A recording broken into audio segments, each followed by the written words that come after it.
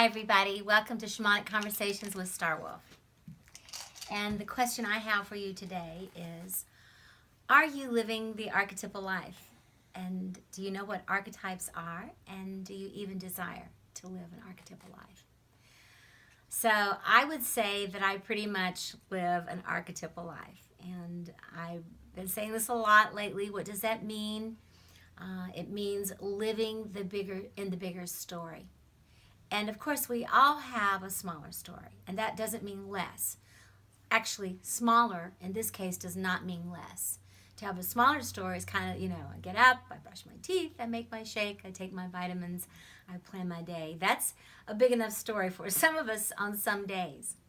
But if that's the only story that we have, then we'll probably get depressed. We'll probably need to medicate with some sort of pharmaceutical drugs. We'll probably need to, or some other kinds of recreational substances. So there's a part of every one of us that knows that we're a both and we're not an either or, meaning we don't have to just live the little life, the small life, or the big life, back on the high life again, but that it's a both and. And in order for my human to be able to do kind of the mundane world and to be able to go about and chop wood, carry water, look on my bank account, see what my budget is for this month, make my plans, to be a responsible human being, responding to being human, going to getting my yearly checkup, whatever it might be, all those things, whatever they are for you. In order for that to have meaning in my life, it's really important for me to have a bigger meaning, to have the big picture. And the big picture comes from giving meaning to my smaller life.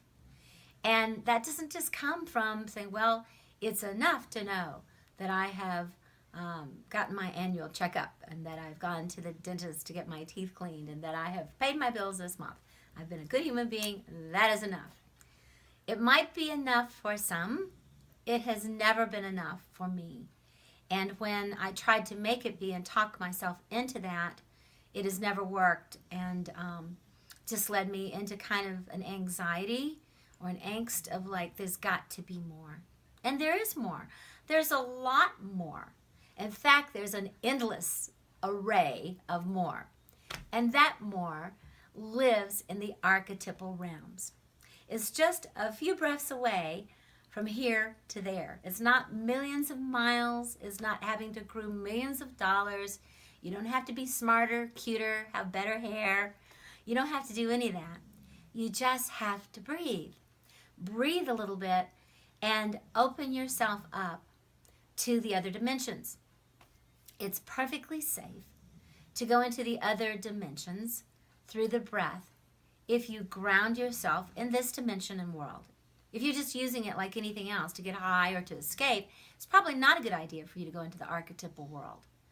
But if you go into the archetypal world through the breath, wanting to know how you can really let your human thrive, how you can embody the spiritual worlds and the bigger messages and bigger pictures right here on this earth, then you will live a much more abundant, flowing, exciting, passionate, fun-filled life.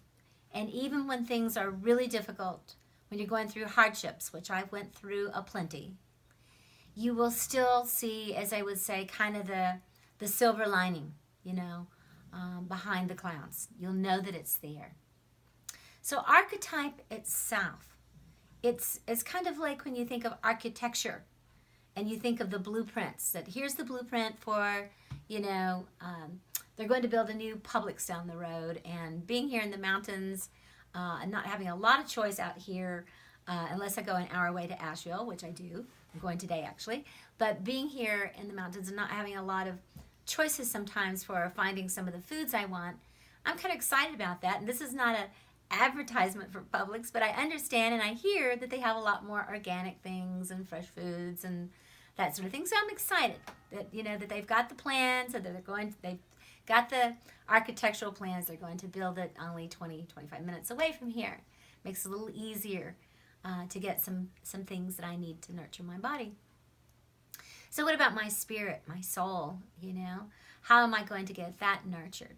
Well, those archetypal plans, those architectural blueprints of the soul, they're right here. I don't have to go any place except inward and outward in an expansive way with my visioning, my breathing, and they just plop in. They just come to me because there's such a well-worn road between me and them. I visit there often. I've needed to visit there often because I've had a shamanic life of lots of death and lots of loss and lots of rebirth and lots of beauty. And so it's a rich, full life of everything that has come to me. And I believe that I'm not particularly special around that. I think that probably most people who are living their lives fully, full on, are having all kinds of experiences, a myriad of experiences. And that the more you have like that, the more shamanic I think it is, because it is many sequences of death and rebirth, which simply means transformation, or even maybe a simpler word is change. The constant change, night and day, the moon patterns. I'm hearing the doves coo outside my house, reminding me to trust and to take leaps into the void. That's the dove, is the innocence and the trust. So with the archetypal life, for me, I begin to notice what's happening around me. I begin to notice the synchronicities, what's showing up. It could be numbers that show up on my, for instance, we were doing a video yesterday and it was a 1551, 15 minutes, 51 seconds. So 1 and 5 is 6 and 1 and 5 is 6. So there were 2 6s, and 6 is the number for the sacred union of the lovers. So the energy of those 2 portals of like the beloved. And I was really working to feel that inner beloved yesterday. So it's interesting that came up, and the person who was filming said, hey, it's 1551. That's a little synchronicity for me. And if it shows up again, say today in some way or tomorrow in some way, then in one of the shamanic traditions I learned, it says when something shows up for you in that way in the world of synchronicity, whether it's an image or numbers or a figure or something that you hear about, then it's probably your medicine if it shows up at least 3 times in a very short period of time, like a day or 2 or 3. So I'm looking for that. Like what is the 6 for me right now? The 6-pointed star, the union of heaven and earth, bringing the archetypes in to meet my human. That's all about that 6 energy. So there's no coincidence, is there, that I'm speaking about it today.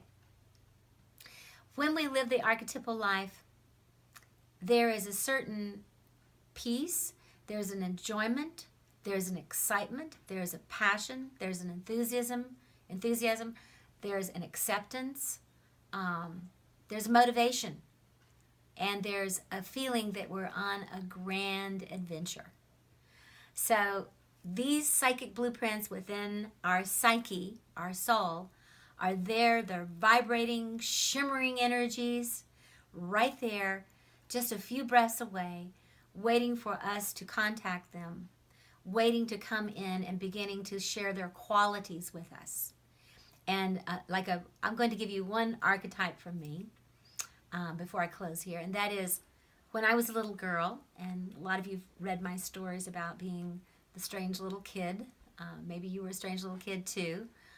Nowadays they call them crystal and indigo kids, but being that strange little, very sensitive psychic kid, an only child, growing up playing in the chicken yard in my grandmother's backyard and swinging from the trees on vines and thinking that I was this kind of Amazonian girl living in the jungle. And I loved to watch Tarzan when I was a little girl. So for me, I was kind of a Tarzan.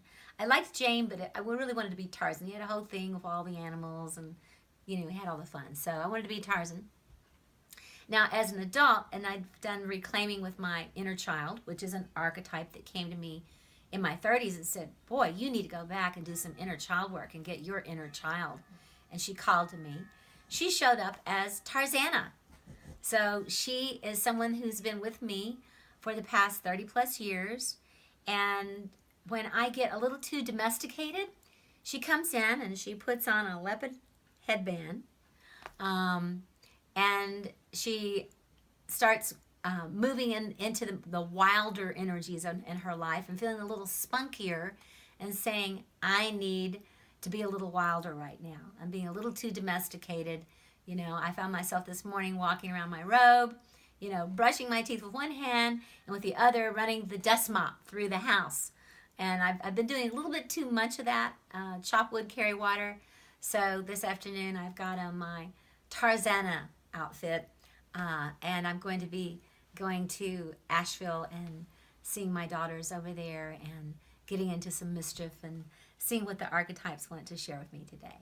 So wherever you are, I hope that you are living both stories. The human story, which is its own story and can be quite large, but also the spiritual story, the soulful journey of your life, and that the archetypes are alive and well, and that you visit them often, and that they give you solace, comfort, and direction and passion on your path.